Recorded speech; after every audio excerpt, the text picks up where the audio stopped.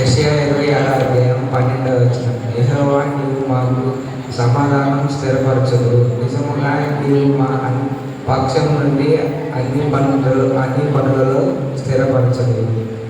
ఇర్మియా 33వ అధ్యాయం 3వ వచనం. నాకు మొరపెట్టును, నేను నీకు ఉత్తరమిచ్చెదను, నీవు గ్రహింపలేని గొప్ప సంగతులను, గూఢమైన సంగతులను నేను నీకు తెలియజేస్తాను. ఇర్మియా 17వ అధ్యాయం 9వ వచనం. హృదయం అన్నిటికంటే మోసకరమైనది, అది ఘోరమైన వ్యాధి కలది, దానిని గ్రహింపగలవాడు.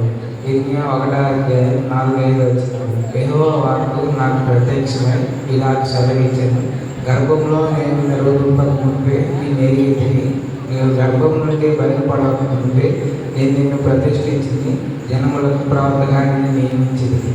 యెషయా 66వ అధ్యాయం 13వ వచనం. ఒకరి తల్లి వారిని ఆదరించినట్లు నేను మిమ్మల్ని ఆదరించదని, యెరూషలేములోనే మీరు ఆదరింపబడదు.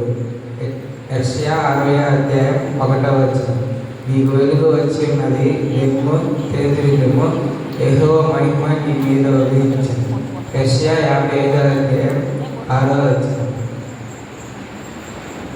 యెహోవా మీ దొరుకు కాలమందు ఆయనను వెతుకుడి, ఆయన మీ సమీపంలో ఉండగా ఆయనను వేడుకొనండి. అందరికీ ప్రేమ.